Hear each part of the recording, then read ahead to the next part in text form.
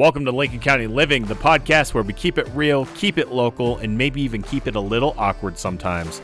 I'm your host, Nicholas Hall, and every week we dive into the stories, tips, and laughs that make Lincoln County the best place to live, work, and play.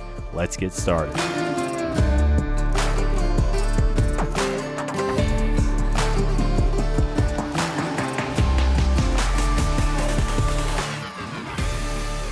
Good morning, good afternoon, good evening, whatever time of day it is that you're viewing this podcast. I'm Nicholas Hall, your host, and you're at the Lincoln County Living, a podcast for the people, by the people. And today we're here to talk to Kidie Thornton with the Humane Society of Lincoln County, and we're going to talk about the importance of adopting. How are you doing today, Kidie? Hey, I'm doing great, Nicholas. Thank you so much for having me on. It's no problem. I'm happy to have you here, and I think today is going to be a very eye-opening episode for a lot of people. I myself have adopted. Every animal we have in the household has been adopted. I'm very, very excited to have this conversation today. Let's go ahead and talk about you for a minute so people can get to know you as a person before we get into the Humane Society and all the nitty gritty. Can you tell us about your role at the Humane Society? Yes, I chair and the officer for communications, which is very important. I think a lot of people out there don't understand, really have misconceptions about the Humane Society, about the shelter, and our goal is to bring a very clear, concise message to them of who we are, what we do, and also to educate people. Like I said, there's so many misconceptions out there. So I work very hard every day, any outlet I can find that will give me a couple of minutes to kind of tell our story. I do. Well, that's awesome, and we appreciate you for doing that, because I know there is a lot of misconceptions, and I had a lot of misconceptions in the beginning as well about what the Humane Society was and everything like that, and I actually found out that it's a better cause in a lot of ways. So what drew you into working with animal welfare? And what makes you passionate about it? Well, I am born and bred Texas girl, a ranch hand. Family had a multi-generational ranch, and I learned at an early age the importance of any animals in our life. And through that grew a lot of respect for animals. Of course, we had a lot of larger animals, but of course we always had lots of dogs and cats, and through the proper care with them is a level of a respect, and people need to realize that, animals help build our country, our world, how we live today.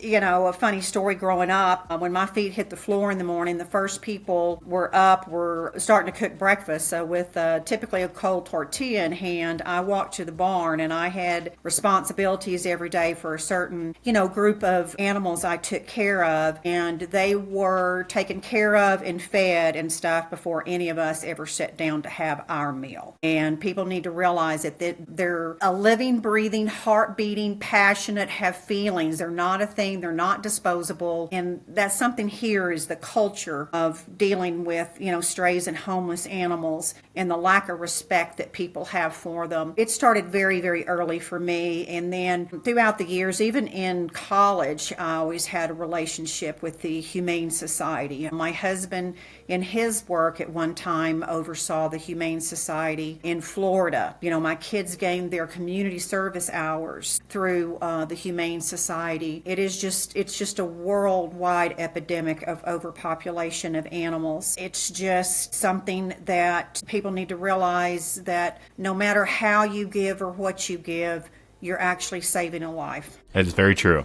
And I feel like a lot of people in New Mexico will be more open-minded, especially with the statement that you just gave about, it's not just dogs and cats, it's all animals are living and breathing. It's all animals. It's all animals, even our animals here in the wild. And, of course, we have a lot of, different herds of, deer and elk and horses. And I think that people think that they're trying to help them feed them. Yes and no. But we have a pretty good, kind, giving community. But there's still a lot more for us to share and for them to learn. So what is a personal story or moment that stands out from working at the Humane Society for you? Well, I tell you, of course, this past year has been very impactful for all of us. So I actually have two stories that I would like to quickly share with you. And this centers around everybody that is participating with us at the Humane Society, anywhere from staff to volunteer to board members. But when the first fire broke out, we had to start, our procedure for potential evacuation. At that point, we had nearly 60 animals in the shelter, and it was pretty chaotic, but we felt pretty good and confident. And then unfortunately the second fire broke out, so it became a very critical situation for us. After the first fire broke, we had a lot of people that were bringing us their animals to evacuate. And one thing I want to state to everybody, that when the American Red Cross comes in here, hey, it's great, but they don't take animals inside, so it can become a very difficult situation with anyone with animals. So throughout the day, we just built momentum. We asked for help, and through partners like Animal Humane in Albuquerque, Espanola, Bernalillo County, Chaves County, that staff worked through transporting animals out of here, taking animals in, and it was just, these folks have angel wings on their back. But the end of this story, after both fires, we were able to save over 80 animals, and that included animals that we had, animals that community members had surrendered to us, and they even had to evacuate. Chaves County put them up, and after they returned, we still had animals. And even though we had no utility services, the staff took turns literally camping out there, taking care of animals until we could get them transported out or get them back to the rightful owners.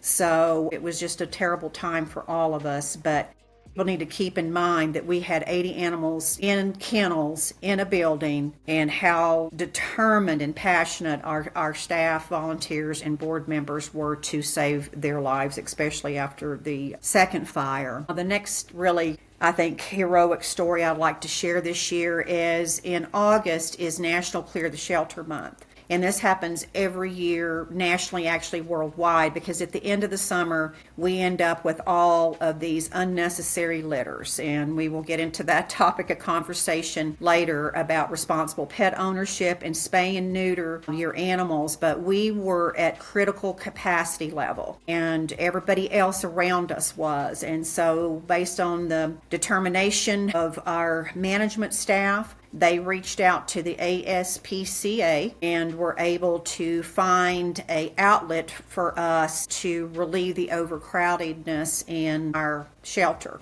And if you can imagine with me, before dawn, out at the Ruidoso airport, if you can picture a group of people standing literally in the dark, and a bunch of kennels sitting around. And as everybody else is sleeping and dawn is breaking, they're standing on the tarmac and they hear the sound of a small engine plane. And I can guarantee you, they didn't hear a plane. They heard angel wings came in. And throughout our nation, we have groups of pilots that come in.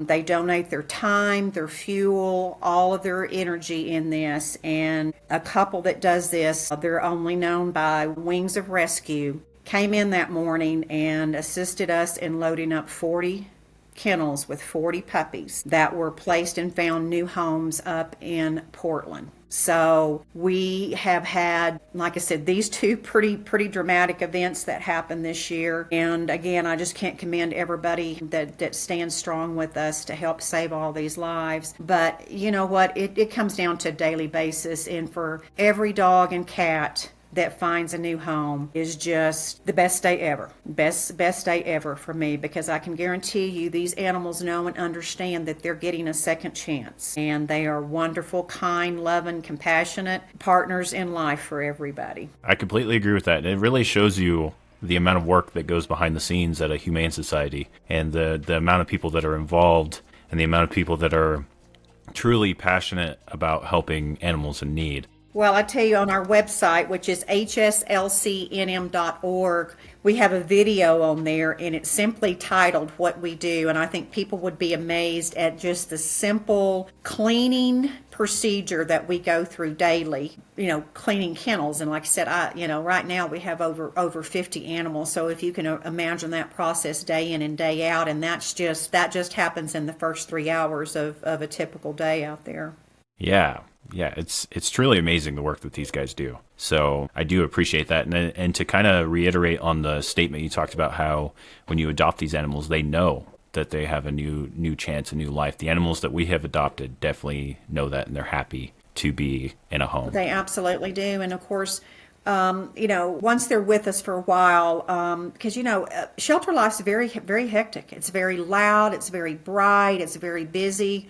And of course, depending on dog or cat, their backgrounds, and lots of times on strays, we don't know their backgrounds, and they come in, and there's a lot of fear and there's a lot of anxiety. And that's one thing that we lean in on, especially our volunteers, is to help those dogs make that transition, help them acclimate, to their kennel life. And once that happens, they understand very quickly, they're very smart, that they are getting a second chance. They have food and water every day. We work hard to give them human contact and human comfort, and a level of security comes to them. And I guarantee, like I said, they understand that they have a second chance. Yes, they do. Yes, they do.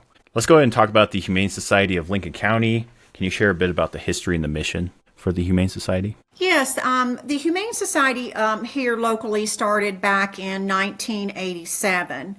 And there was a building out on Gavilan Canyon that I'm still amazed that some people think we're still on Gavilan Canyon, but they were in that building up until late 2020. The building was retrofitted to become the Humane Society. It was an older structure, too small, and was very susceptible to flooding. So as hard as they worked, and as all the good work that they did, it was just not a good situation. So back in 2017, we started a capital campaign fundraiser to build the new facility that we are in now. We moved into this new facility in the spring of 2020, and it's just been a godsend, I can tell you that. The facility is really pretty much it's state of the art. It's about 6,700 square feet, and it is just absolutely beautiful. We have a small welcome reception area where you can come in, always a friendly face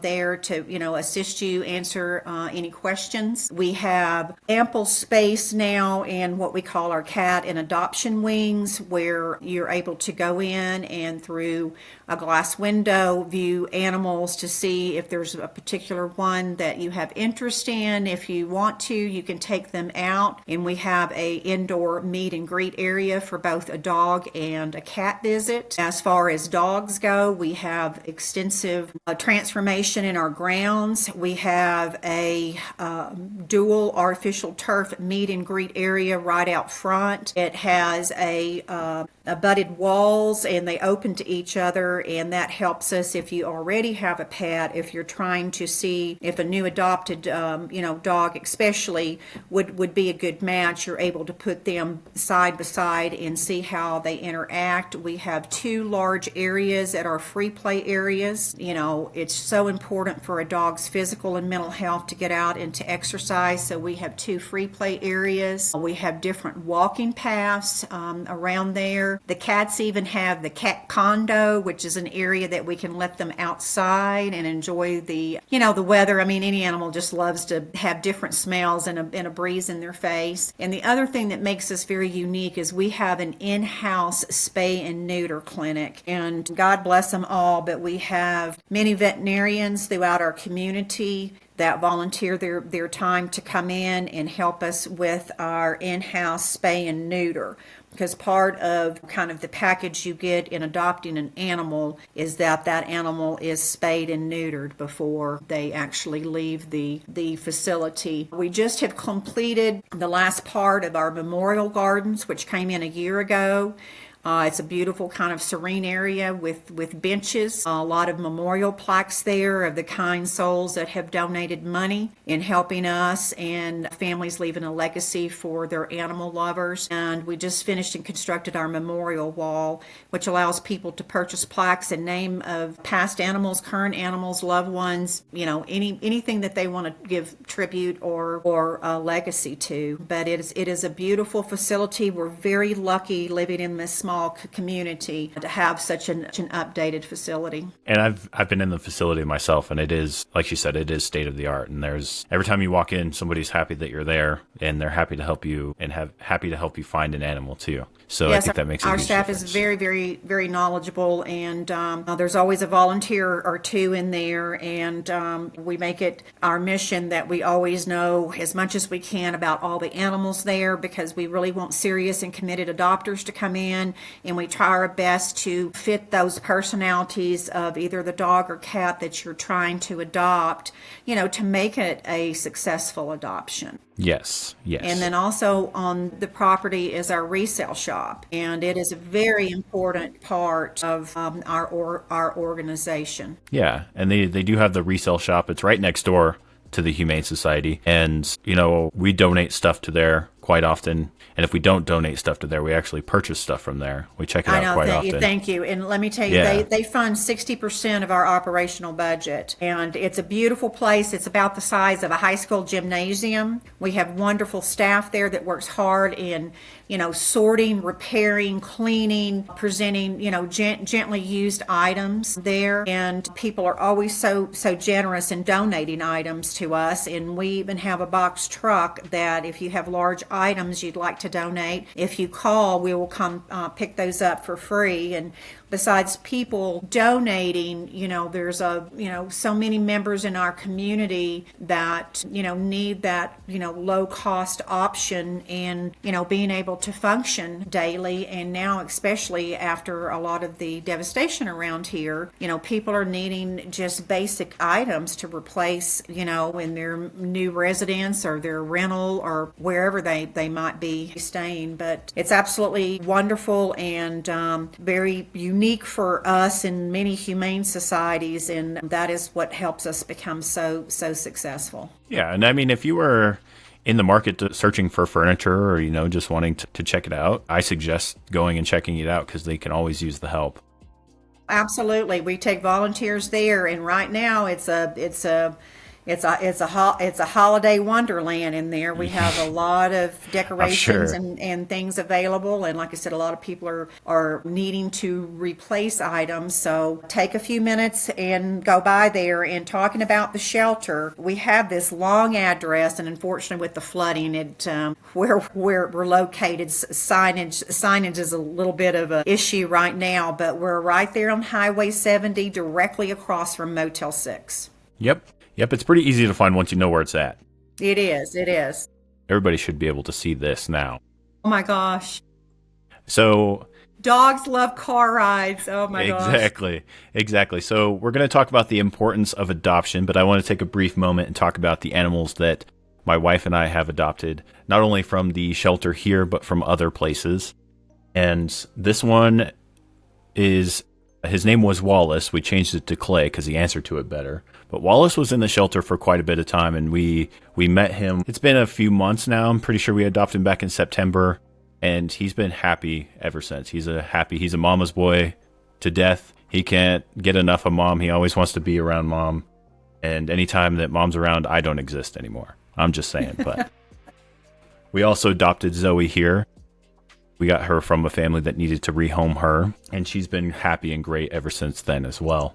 So this is Toes. Aww. We call her Toes because she's a polydactyl cat, so she has extra fingers. She basically has mittens. It's very cool. She was a stray cat outside that she was very close to not making it, and I decided one day that I was going to feed her, and she hasn't left ever since. And she's an inside and outside cat now. And then there's Toes again. And then it's been about a week and a half, almost a couple weeks, we adopted Mochi here from the Humane Society of Lincoln County. First time ever adopting a cat from a shelter for me.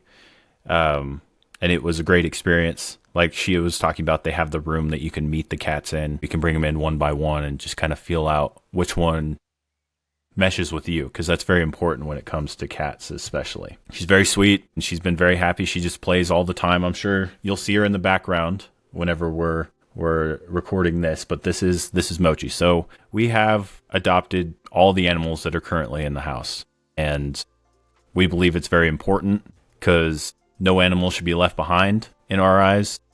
And yes, we we're okay with, like, if you purchase a puppy, we understand. But if you have the choice, I would suggest going with adopting before anything. So I'm going to ask you a question now. Why is adoption so critical for reducing the homeless population? Well, let me start off with this figure, which I just actually looked up yesterday. 6.5 million homeless animals in the U.S. in 2023. It's not incredible, but that is a monumental number. It is. And, cycle of homeless animals, it will take a while to stop. And so this figure that I just gave you, it is just going to continue. People say, why adopt? Well, I'll tell you one thing, visit the shelter and see these kind, loving faces that deserve a second chance. You need a little explanation after that.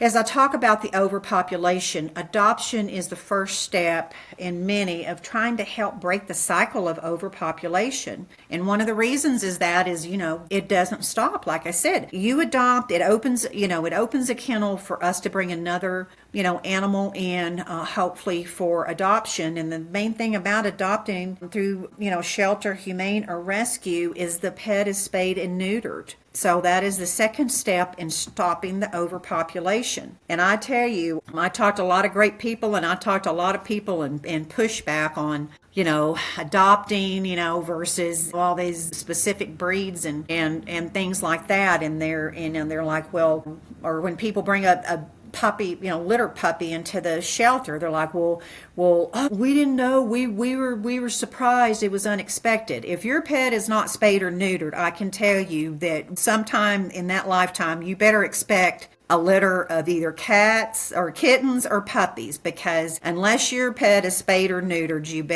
better expect it. Expect it. And to throw it out there, if you live in the village, there's a village ordinance that your dog should be spayed or neutered unless you have a breeder's license and also have a microchip.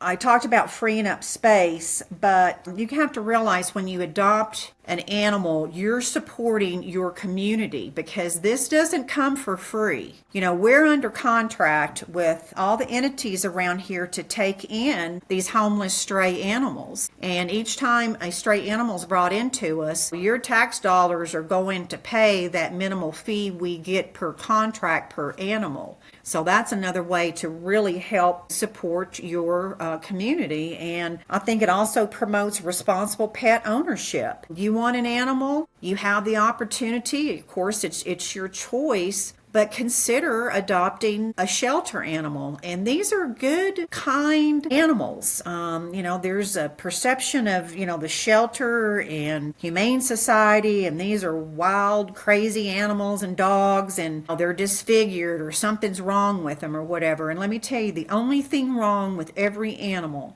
in our shelter today is that they were either abandoned, let down, or mistreated by a human. It's human cause of all of these homeless animals that we have right now. And what's so great about it is they come in, we help them, and they're willing to give humans a second chance to come back in to adopt them, and hopefully this time have responsible pet ownership and give them the life that they deserve. And adopting, just like your story you told with us, raises more awareness that helps us continue to battle this overpopulation. You talk about how wonderful your animals are, the great experience you have. That community awareness is very, very important. And it saves lives. Bottom line, yes. It saves lives. It saves lives. Yes. Let's put the puppy mills out of production. I don't know, if you've ever seen any pictures. I've actually been to one, and those, it's a high percentage, 40-something% of those puppies come out there with something wrong with them. It's just cruelty. And then the thing that was so impactful from me is the poor mother who is just, bred so often that it's life ending for them. I mean, they die at such an early age. So, let's put them out of business. And I agree. I have a lot of friends that have, I just call them doodles. Everybody wants a doodle, and I can kind of understand allergies. But someone talk about, oh, I don't want an animal that sheds. Well, we shed our hair. We lose hair every day.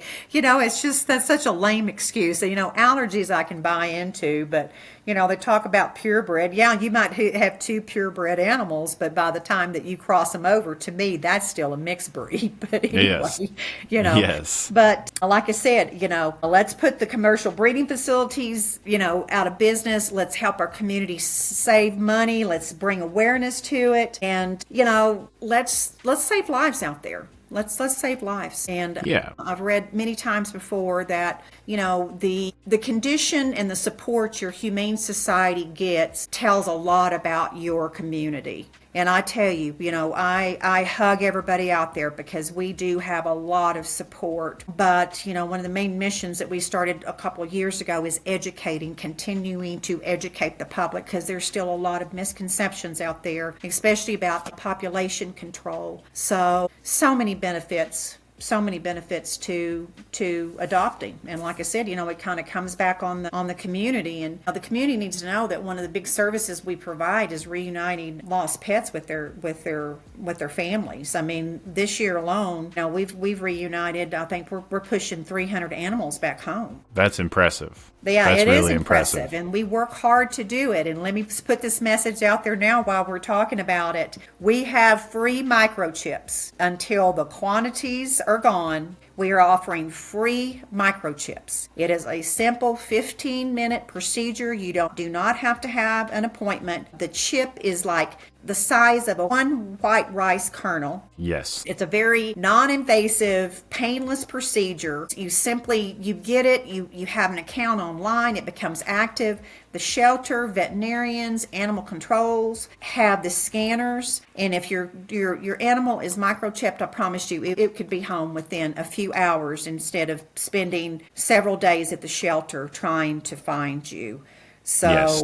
Remember that. The other thing about us at the shelter, it helps create jobs. It enforces our economy here. And, we play a very important part in educating the public and building, community awareness and impact on animal welfare. Veterinarian care here helps promote that. And again, like I said, it's a reduction of financial impact on our local governments. Yeah. Yeah, and this is all eye-opening information even for myself, especially with the rehoming, finding the people's home. That is an impressive number.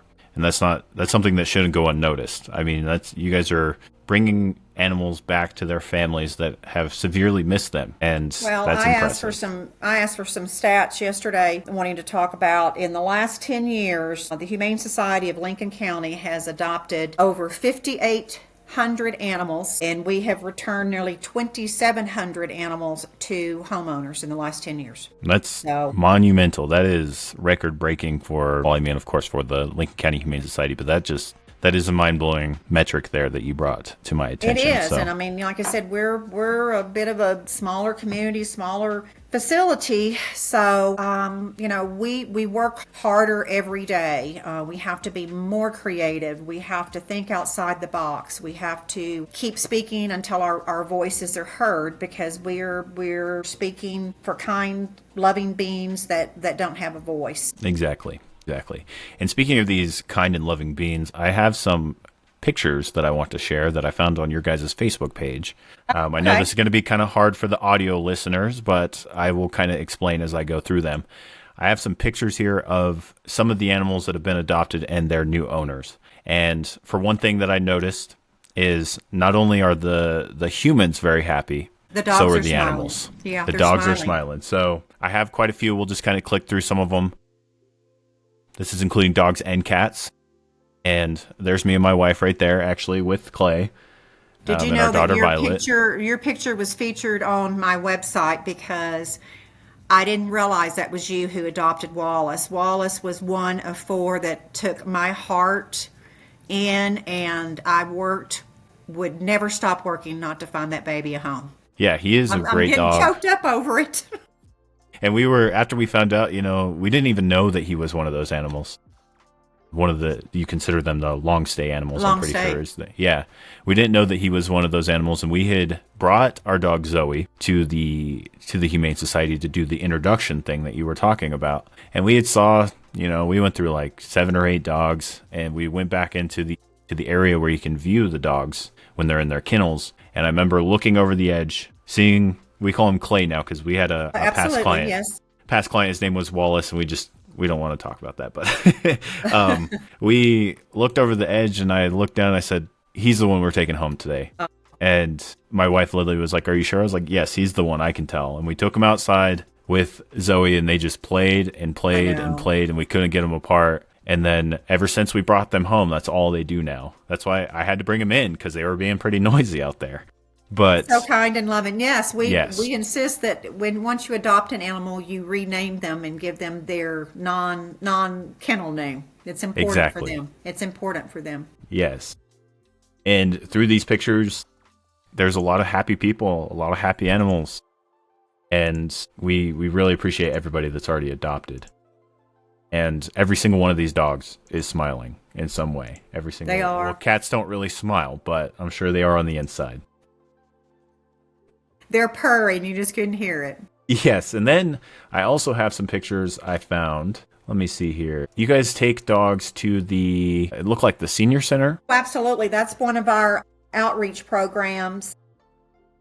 We have a new program we're trying to build off of that. Weekly, we take adoptable dogs to the Good Life Senior Center. We're there, probably an hour or less, just for really dual benefits. Research shows that interactions with pets really have a profound impact on just about anyone's life. It provides a lot of companionship, emotional support, and that helps increase health benefits, and it alleviates loneliness, fosters a sense of purpose, well-being, and it just brings joy and happiness. And they look forward to the dogs coming. They all come out and sit in their living room area, and they love and kiss and hug, and the dogs end up getting too many treats, but they both enjoy it so much, and it's so important for our dogs as well. I was talking about the dual benefit. Like I mentioned earlier, the kennel is a very hectic, crazy, busy lifestyle for them. And for those of you that don't realize it, we work hard to get every dog out every day.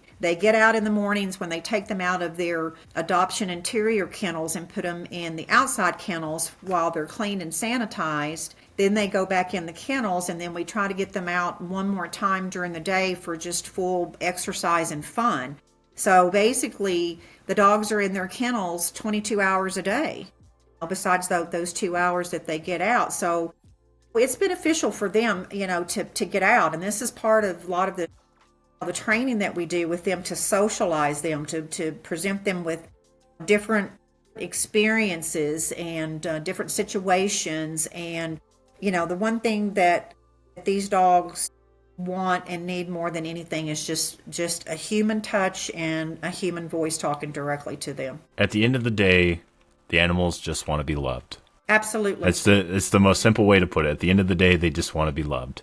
And it is, and it's an unconditional love. It doesn't matter what, when, where, and how. I mean, they are just so loyal, and they're just there to love you and support you and to continue to build you up. But we're also developing a program. I have just enough information to share it with you, with a local organization called Healing America's Heroes. The executive director out there, his name is Eddie Crane, and he handles or does a therapeutic recreational program out of Fort Stanton based around horses, and had an opportunity to meet him last year, and we've kept the conversation going. So starting in January, we're going to implement our new program called Hounds for Heroes, and we're going to do the same thing. We're going to take a couple of adoptable dogs out there. They have week-long programs where veterans, first responders come in for a weekly program. And of course, a lot of them have different levels of PTSD, and interaction with dogs is it's a level of support for them, happiness, joy. Like I said, it kind of fosters a sense of purpose at that moment in life. So we're going to start taking dogs out there and helping Eddie with the veterans first responders. And again, it has a benefit for our dogs, and we're hoping it could possibly even lead to some additional adoptions for some very worthy people that work and save our lives and property every day. And you said that's going to start in January? In January. Well, as soon as that information pops up on their Facebook page, I will definitely be sharing it on my Facebook page, and you guys can find it either on theirs or mine, because I think that is a very important cause that they are starting to address. So I do strongly believe in that. It is. It's a wonderful program. These men and women have given so much, and it's time for us to help and give back to them. All right. So let's go ahead and talk about some of the animals that you guys currently have at the shelter. We have quite a few. I got as many pictures as my son would get before he got bored. We're going to go ahead and go over some of these. The first ones that we're going to go over what they consider the long stay animals. These are the ones that have been in there for 3 to 4 months or more, correct? Yes, on an average 3 to 4 months. These dogs range from a little over a year, anything under a year we still consider a puppy, a year over an adult, up to 4 years of age. They are fantastic dogs, different sizes, breeds. Every one of them have been socialized. They know some commands. They could be considered house trained if they had direct access outside. Some of them we call dog specific, is like they would prefer male over female, etc. But these are fantastic dogs just waiting for a home. And at their age, they're calmer, they're patient, they're more tolerant than a puppy would be. You have less training, and they're stable. And like I said, close to being housebroken. That's Dumpling. She's been with us, well, nearly 3 months. Just a doll. Loves to cuddle, just great. She's a border collie mix, and she's just waiting for someone to come take her home and love her. I'll tell you, she'll any of these dogs will make an easy transition into anyone's home. And I will be sharing, for the audio listeners, I will be sharing these on my Facebook page so you guys can see which dogs that we're talking about. And if you see any dog that, of course, piques your interest, please don't hesitate to reach out to the Humane Society about coming and visiting, coming in and meeting these animals. It's very important. So let me get the other ones. We have 8 of these dogs that have been with us too long. 2 of them that I want to just talk about quickly. Well, there he is. That's Ernie. Bert and Ernie came into us siblings, and Bert was adopted immediately, which is great, but it was so impactful for Ernie, and just became withdrawn, very sensitive, not engaging. And we have, particular volunteers that will really concentrate on someone that's really struggling. And this is a picture of Ernie that was taken a couple of weeks ago. If you could have seen the picture of Ernie taken, months ago, he's laying on the floor cowing, he was so sad he just couldn't even lift his head up nearly. And I have him and another dog featured on the website to come meet these brave, loving dogs, because he was a stray, underweight, just had a terrible life, and the only person he had, or only thing he had, was his brother, who was gone now, and he was left alone. So for this baby to finally find the strength, the volunteers to continue to work, and to stand up proud in this picture, if you could see this guy, just absolutely positively gorgeous. He is a part Mastiff mix, but kind of a small body, but just so kind and loving, and would be a lifelong companion for you. Ernie is very adorable. I have to say, he is a cute dog. He's got that big jug head, but just so sweet, and the most beautiful eyes. And the other one that was in the same situation is Squirrel, and that's Jerome, and he's another one. Now pull up Squirrel. There you go. Squirrel's standing in this picture. There we go. If you can't see it, in the first picture of Squirrel was just like with Ernie. Just so scared, so intimidating, just laying down, couldn't even lift the head up, and afraid to walk through doorways. Again, this being a stray, you don't know their experiences being outside. So that was the first thing, is just trying to calmly work to, just get through the doorway.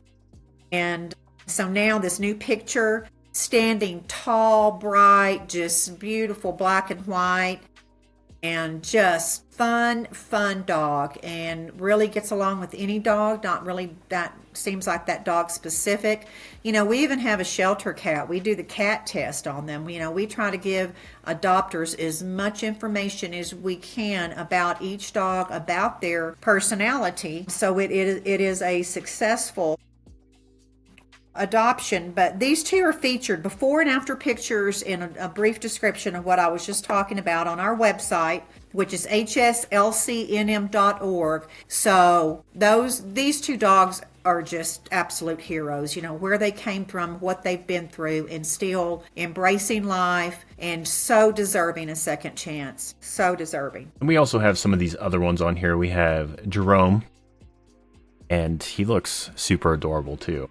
He is. He's got a big guy. He's a lab mix, but smart as a whip.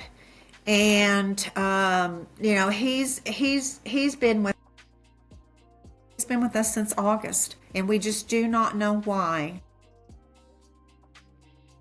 people aren't drawn to him. He's just incredible. They all are. I mean, again, great fit.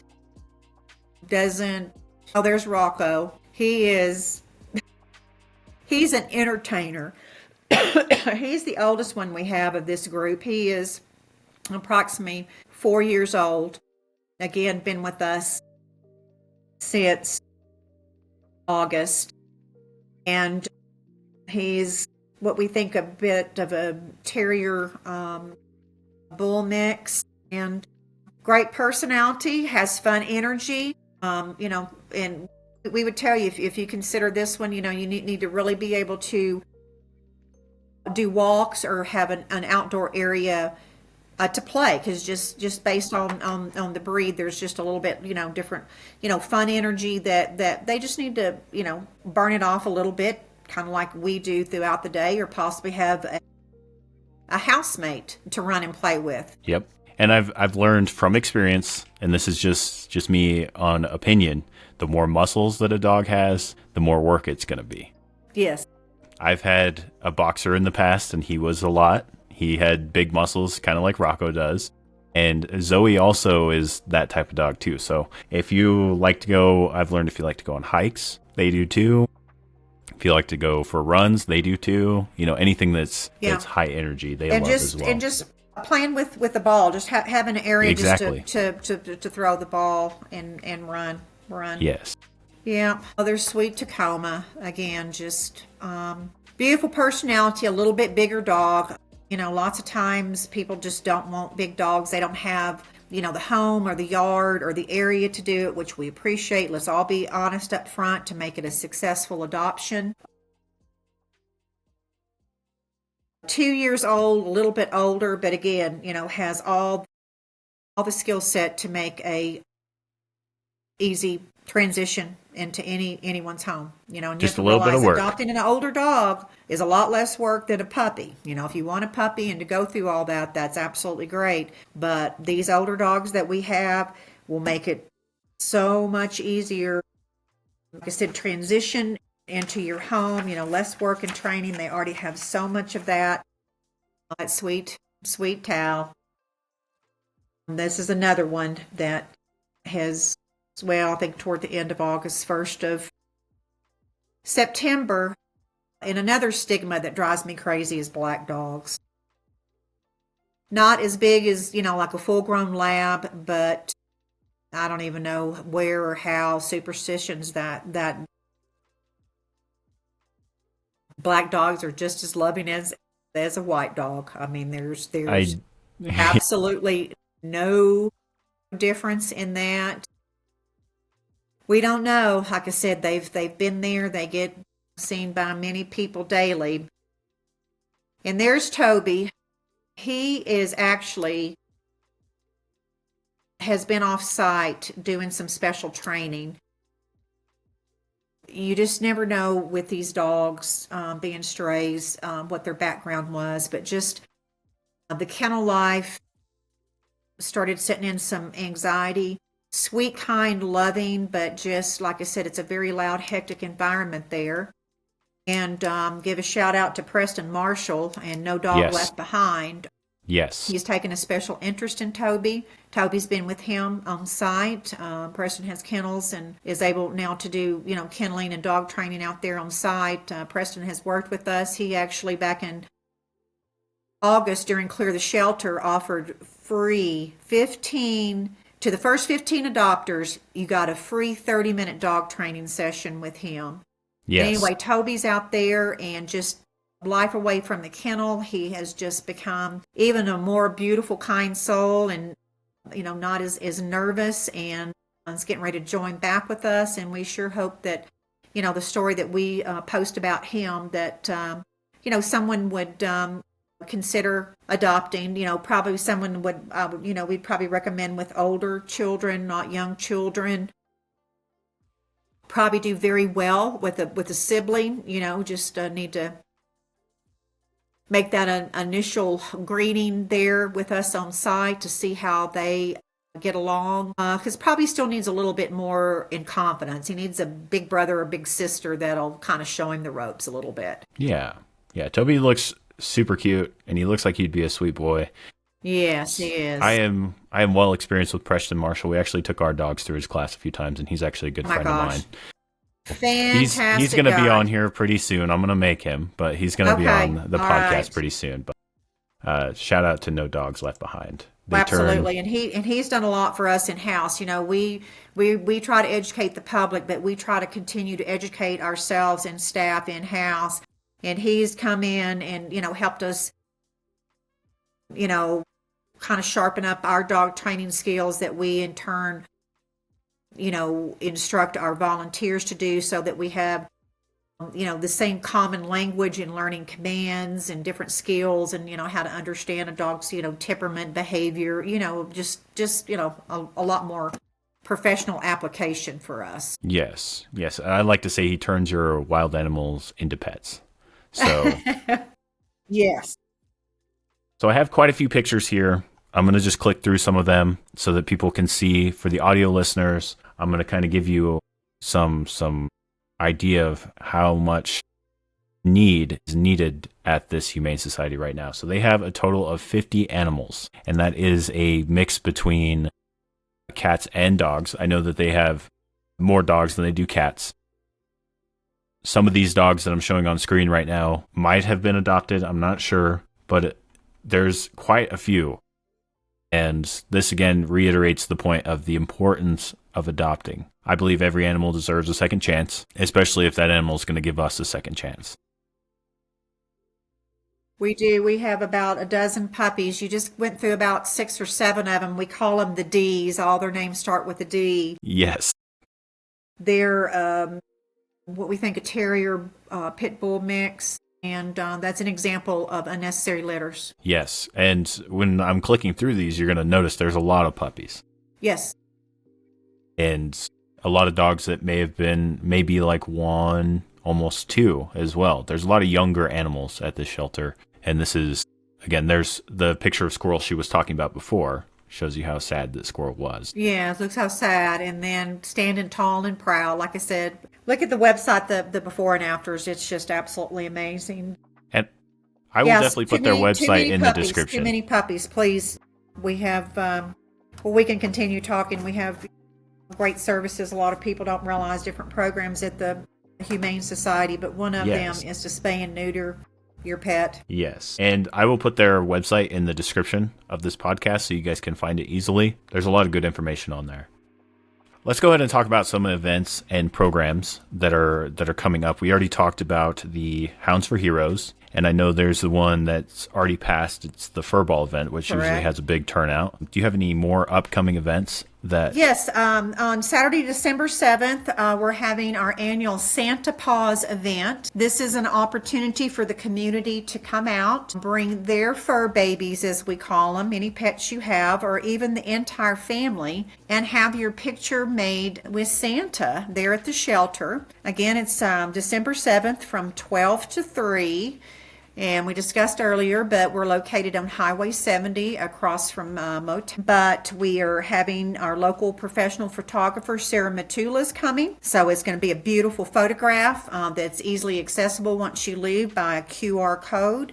You're also going to receive a 15% off coupon from Walgreens. So you can take your picture you downloaded, your coupon to Walgreens and have your holiday cards made. And Walgreens even said that any additional discounts that they're offering that day, that would apply. So you could get your family's holiday cards, including your fur babies, maybe up to 50% off. So it's a great value. But come on out and see us. We have a beautiful adoptable animals we've been talking about. Each year we seem like we have a couple successful adoptions from the event, and it's just a great fun day to give back to our community. Very awesome, very awesome. And give me the date and the time one more time. December 7th. December 7th. From 12 to 3. From 12 to 3, the same day as the Parade of Lights. That's right. It's a fun holiday day. So you're going to come to the shelter, get your picture made, go downtown, do some shopping, and then get in line and get your position on the street for the parade. Yes, exactly. So do you have any volunteer opportunities or for ways for people to support the Humane Society in Lincoln County? We always have volunteer opportunities. You can, like I said, we mentioned earlier the resale shop. We can volunteer at the resale shop and also at the shelter. We're always really looking for dog walkers. As I mentioned earlier, these dogs will spend 21, 22 hours a day in their kennels. They're outside 1 hour a day while the kennels are being cleaned, a second hour hopefully based on volunteerism to come in and walk the dogs. In the cat section, we have what we call cat cuddlers. We have a meet and greet room. You can actually take the cats out and play with them. Or lots of times they just walk up and down, open the cages, and just cuddle and rub on the cats right there in the adoption wing. There's always other miscellaneous items to do around the shelter that you can volunteer for as well. But like I said, we're always looking for that human interaction, mainly with our animals there. On the website is a description of what we offer, all these opportunities. You can even fill out the volunteer application online and submit it to us. You are required to come in for about a half an hour of training, which is very fun. It's very informative, and I promise you that the first time you cuddle a cat or get a dog outside, the reward is just incredible. Absolutely incredible. So come help us. Volunteers are the lifeblood of our facility. They are the ones that help us have such a high successful adoption rate. And you can probably fill out that application on their website. Again, it'll be in the description of the podcast, so you can go and check that out if you're interested. So let's go ahead and highlight some special programs. I know you sent me one over called Spot. So tell me a little bit more about Spot. Spot, S-P-O-T, Stop Pet Overpopulation Today, is one of our main programs that we feature every day. You will hear me talk about it every day. Throughout this podcast, I was talking about unnecessary litters, and that is from not very responsible pet ownership, I have to say personally.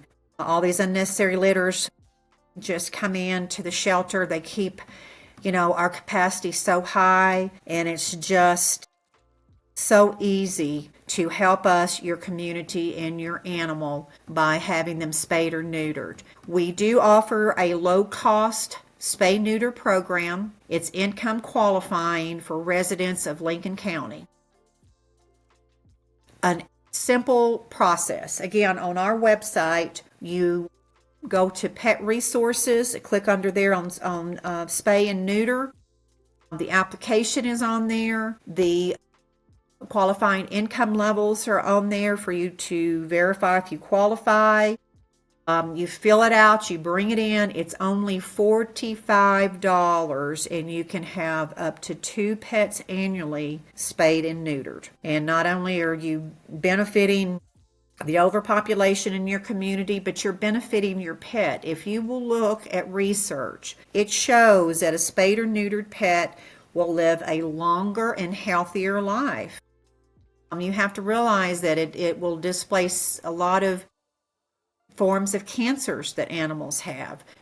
For males, it makes that, kind of aggressive roaming behavior go away. For females, you don't have to go through the heat cycles throughout the year.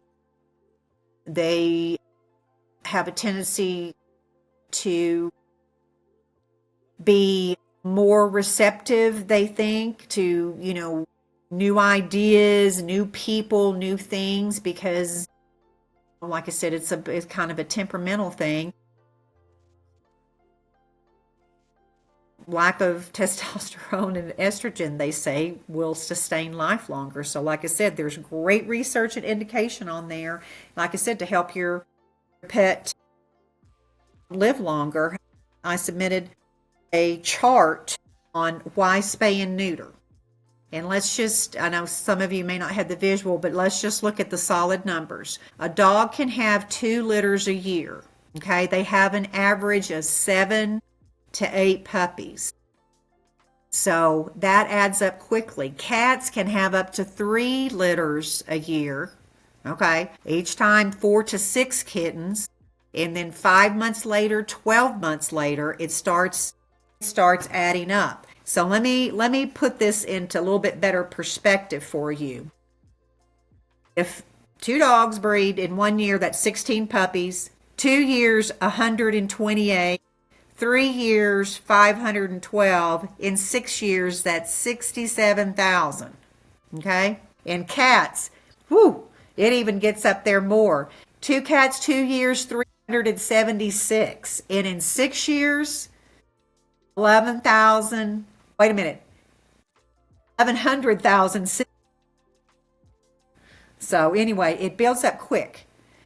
And it's so simple, it's so easy. And of course, for those of you that don't qualify for the low income program, I understand it does cost a few $100s to get your pet spayed or neutered. But please understand the circumstances that we deal with every day. Keep in mind the health benefits for your pet in doing it, and keep in mind that they say that 6 out of 10 homeowners, pet owners, will have a unexpected litter of puppies. So if your pet is not spayed or neutered, you need to expect that probably it's going to happen to you. And people say that all the time when they bring in 6 or 7 puppies that just happened last week. So please be conscientious and aware and have your pet spayed and neutered. It's just easy as that. Another program we have is called TNR, Trap-Neuter-Release. I think we're all aware that we have, we live in a large countryside here. We have a large feral cat population, and the same thing goes for them. It's a program that is very minimal in cost. It's only $30. If you don't have a humane live trap, we have one you can rent at the Humane Society. You come in, you try to trap as many as you can in your colony. Now, with the voucher you get from us, you can make the appointment, even like with Spot, you make the appointment at the vet you want to, at the day and time where it's convenient for you. You take them in, you have them spayed or neutered, let the recovery happen, you release them back into the colony, and you have just, depending on which sex you had or whatever, you probably have stopped doing that, several hundred more cats from being reproduced right there. So that's another very important program for us that we have. Right now we have free microchips. We received a grant and decided under the circumstances that we used the grant and bought as many chips as we could. They're free until supplies, while supplies last. It's a simple procedure, non-invasive procedure. It takes less than 15 minutes. Come into the shelter. You don't have to have an appointment. Little bitty kernel of rice goes under the scruff of their neck. You get the chip information, the company information. You simply create an online account that has your address, your phone number. Now you are responsible to keep that current. Then if your pet is ever lost, the shelter, the vets, all the animal control officers have a scanner. A pet is scanned and can be returned almost immediately instead of ended up at the shelter for days. So please let let us help you keep your pet safe. We also have a low-cost vaccine program. It's no intention to, compete with our local allies, the veterinarians, but it's there if you need it. So if you are bringing an animal in to be microchipped, you don't have your rabies, we can sell you a voucher under market value. It's just our way to help you keep your pet safe. So we also, like I said, have low-cost vaccines. All this information's on our website under pet resources. So go under there and look and see how, the shelter might help you, your family, and your fur babies. So that's a lot of the programming. But the other thing I wanted to just touch on is we talked a little bit about our outreach, but our education program and how our education team is just phenomenal. They are working so hard out there because we really feel like that one of the ways to help all these homeless animals is through educating our younger generation and in changing that culture of knowledge that they have and what they understand about the Humane Society, what they understand about animals. And we're hoping, that, these children understand that, the animals need to be valued, they need to be supported and protected and encouraged pet owner responsibilities. And we do that in a lot of different ways. One of our most popular programs is Read to a Shelter Dog. We've had, I'll take it back, Ruidoso, unfortunately, with the weather and stuff. But up in Capitan, we had a program last spring where the kids took a little field trip to the library. They met us with one of our adoptable dogs, and we had all different ages and levels, and they were given books to read based on their grade level, and they all took turns reading to the shelter dog, and it's so much fun. And research shows that it can help children increase their confidence, their reading skills, and makes kind of reading fun when they have the interaction with the dog, and it was just such a successful event. We're going to continue that with them next spring, and then each time we do these programs, there's a company that gives away some free pet care responsibility activity books that we give out. Another example of our education program was out at Mescalero High School, where we started a student mentoring program. And this is where older students come in. We teach them, a lot of different things, proper care with animals, respect, protection, the importance of vaccines, microchipping, spay and neuter language, based on their level. And so they went through classes with us, and then in turn, they are going in and mentoring the younger children and younger classes out there. And from what we hear, it's been a very, very successful program with them. We also offer in-class presentations. We just did a big class out at Hondo Middle School. Of course, when we go, we always take one of the shelter dogs with us, and the kids learned about the core mission of the Humane Society. Again, trying to change the culture on, humane issues that we deal with every day, and trying to understand and help us in finding the solutions to pet overpopulation. One of the newest classes for us has just been an absolute thrill is the Career and Technical Education Program. We have this going on out at Hondo High School and Ruidoso High School. And these kids are taking the skills that they're learning in this class, construction, carpentry, metal working, and are using it to participate and help the shelter. One of the classes the shop teacher helped them do a prototype of a doghouse. And so they completed that, and then the kids will go on individually to design and build their own doghouses. And the doghouses could be used for us on site, and then there are a lot of people in the community that are in need due to loss. So we will be working with each governmental entity and the animal control officers that if there's someone in need that needs a doghouse that isn't able to house their animals inside, we would help provide that.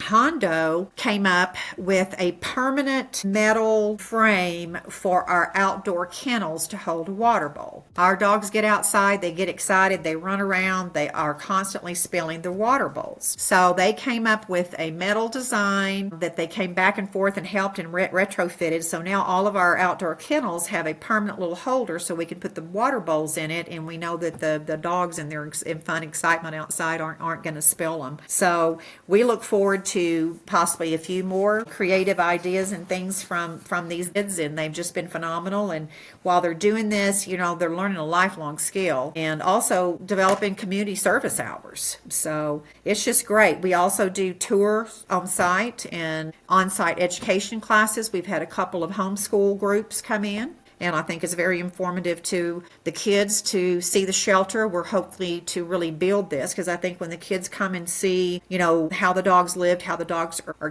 cared for, that's going to be that cultural change in them in understanding, the volume of animals we have, what it takes, to really take care and respect animals. And I think it's going to be something we want to expand on. We're out in the community all the time. We talk to EMU, we talk to different organizations again, and we're always spreading our biggest message is stop pet overpopulation today. We talk a little bit about our needs, what they can do to help us, and again, just trying to get our mission out there of respect and care and responsible pet ownership. We already talked a little earlier about our therapeutic and support programs that we have at the Good Life Senior Living, and then of course our Hounds for Heroes that will be coming in January. We also do a lot of in-house training besides the community, to benefit us, our staff, to educate us, to